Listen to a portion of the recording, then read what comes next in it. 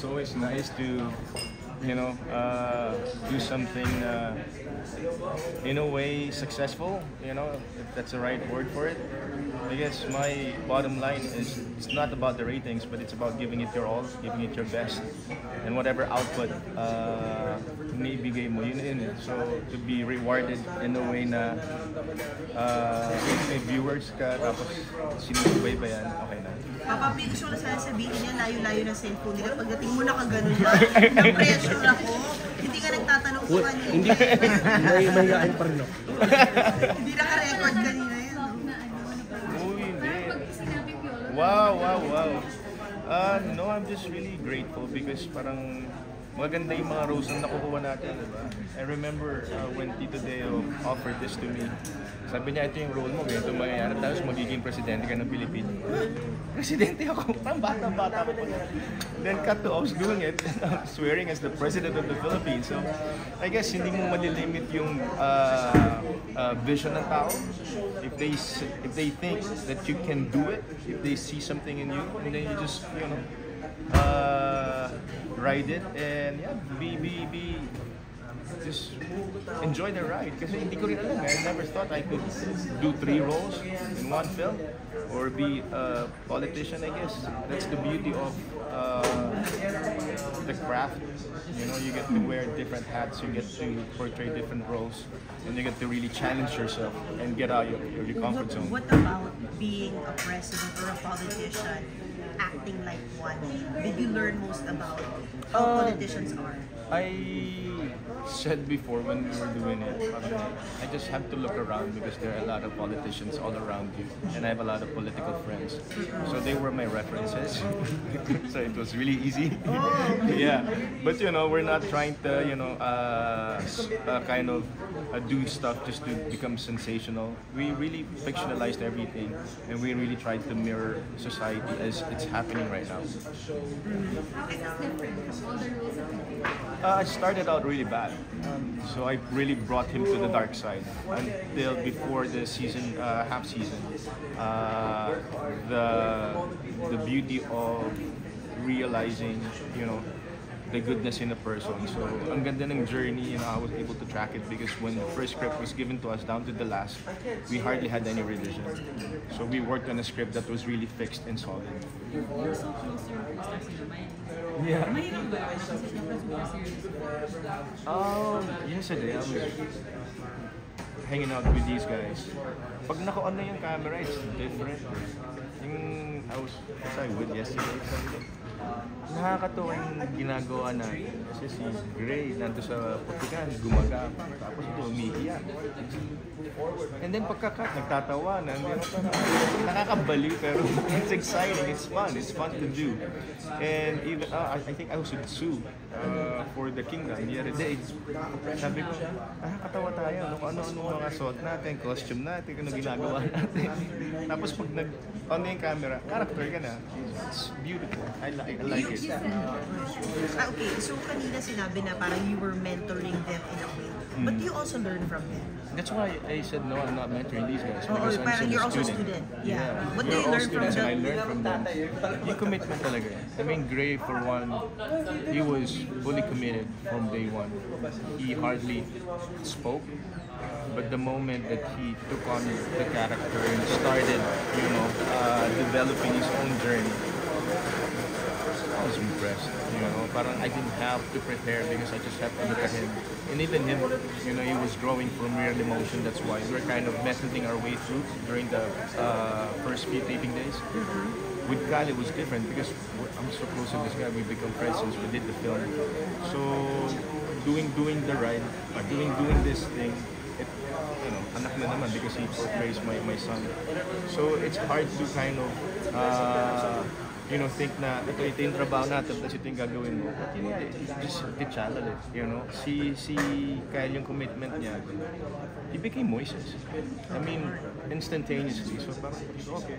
Sometimes I look at him as Moises, not as Kyle. So makikita mo talaga yung immersion nandun eh. So it was fun. Story behind directing? Because we had this action parang episode or segment in the story and our director wasn't available to tape. And then I think Cox overheard the production. And then so he offered himself. So yun. So it's nakakatawa si Cox kasi hindi siya mayabang sa set. Napaka-collaborative niya.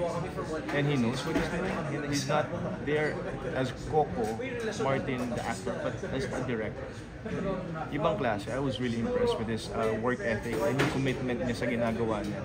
Ang dami niyang suggestion, pero maganda kasi alam niya yung craft niya, alam niya yung feel niya. So, nakakatuwa. Parang ang intense naman.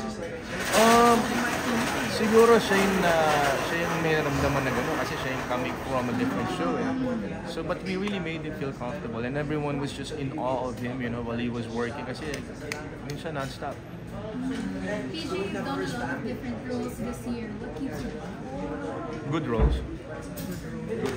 Yeah. Napapagod ako, tapos the next day, okay na ulit ako. So, I guess hindi. Pag wala akong gagawin, siyempre naghahanap pa naman akong trabaho. So, addict lang siguro talaga ako sa trabaho. I like to work. I like the feeling of being productive and fulfilling something for the day.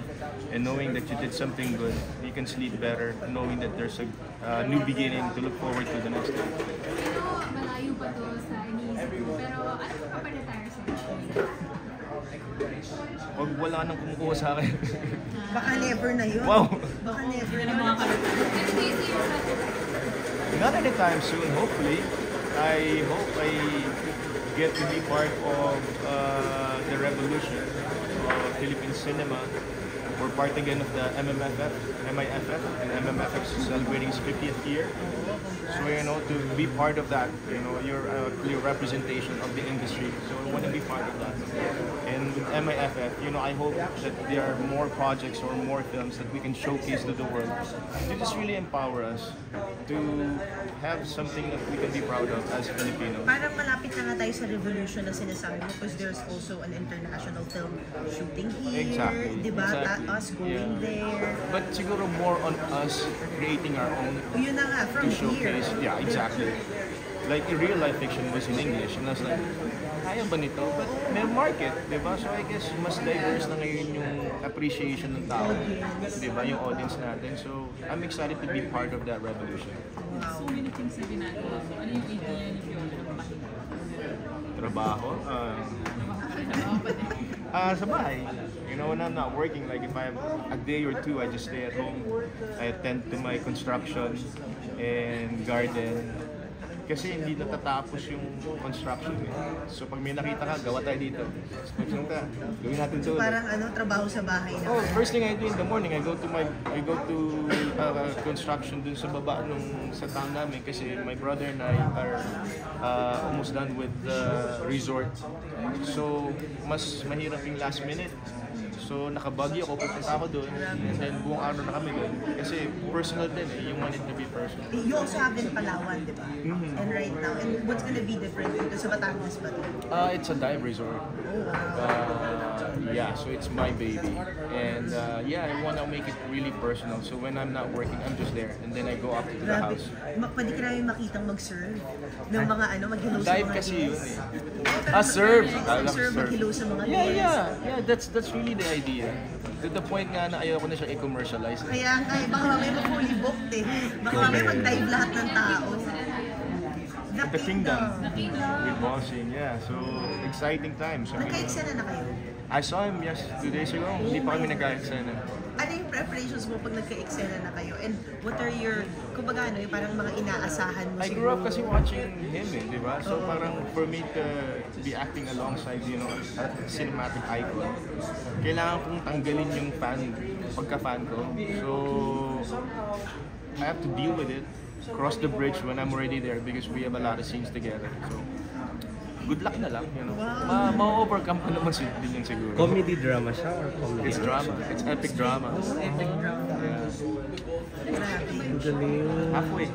Halfway We're na. halfway. Yeah. Mas marami na sila na shoot and then I entered kasi. Tas yung mga eksena nyo, next half? Itong mabibigat na. Tomorrow my call time is 6 and it's a lot of running, a lot of crying, a lot of fight scenes. So it's exhausting every day. Yesterday we finished 3 a.m. and you wake up, hindi to ka parang, ang sarap lang eh. Kasi parang hindi natatapos yung trabaho. Wow, talaga. Gusto ko ng fanboy ka, di ba? Kasi Yeah. syempre, a lot of people share na sa stars. Meron na ba mga artist na stars? Yun naman, I mean, Sino kaya yung si Mami B every time. Si Mami B, you know, yeah, si Kuya Gary. Pag nakikita ko si Kuya Gary, na-starstruck ako every time. Mga ganun. You know, when I was in LA, watching them in ASAP, sarap na, nakakapanat ka tapos kasama sila kumanta. I'll always be a fan, you know. Are you, Ah, are you reflecting entering into politics? No, not anytime soon. My best friend, sabi niya, we'll fund your candidacy. Sabi ko, senador. Ako si Kuya Binoy din, sabi niya, sige na, tulungan niyo ako. And then, wala na. I don't think nasa ano ko siya, nasa fate ko siya or nasa trajectory siya ng buhay ko. Pero if you're gonna ask me right now, it's hard no. Pero bakit ka nila gusto tumakbo? Like, what I guess did it's they the see? influence. It's you know, the reach. Diba? You know how it is. So, sa akin, you know, ayaw ko naman pagtrabahuan yung pera eh. So, you know, I also have my own platform where I can practice my advocacy so I don't have to be a politician to do that.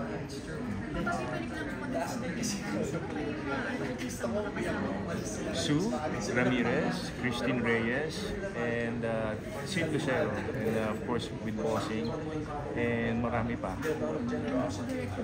Mike Tubiera, APT, so he was on a hiatus for 5 years, and then when he pitched his concept to Bossing, he said yes right away. Pitched it to me a couple of days later, he said yes.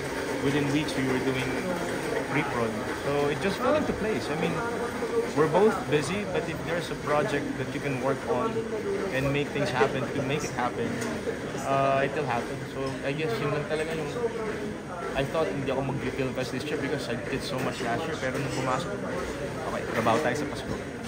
Ngayon nagka-work na kayo ni Coco, may plans ba na magkasama kayo sa isang proyekto or mag-guest ka sa Batang Quiapo? I told him nga, sabi ko ba di niya ako ginagay sa Batang Quiapo, nahihiya daw siya sa akin eh. So siya na lang nag-direct ng Sagrado. But yeah, I mean, napakaliit ng industriya natin. It's inevitable na magkasama kami ni Coco. I have so much respect for him. I have so much admiration for his commitment to his job. So siguro ganun din, no? Pa-fanboy din ako pagkasama ko siya sa trabaho. How about Vice Ganda? Yeah, Ngayon na nasa comedy ka kami ni na. Vice. Soon, yeah, sana matuloy. Magkakatour din kayo ni Inigo. Oh yeah, sa November, meron kaming Oo nga, grabe. Parang, kailan ba Diba? tapos yung TV?